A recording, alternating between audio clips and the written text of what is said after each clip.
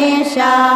परब्रह्मरूपा महाज्ञानदीपा परेशा गणेशा सदा लोकपोषा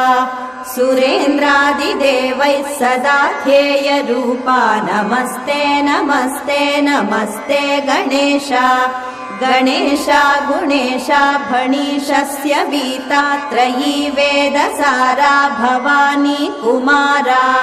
त्रिकोणान्तरस्था नतानेकमस्ता नमस्ते नमस्ते नमस्ते गणेशा गणेशा गुणेशा फणीशस्य वीता त्रयी वेदसारा भवानी कुमारा त्रिकोणान्तरस्था नतानेकमस्ता नमस्ते नमस्ते नमस्ते गणेशा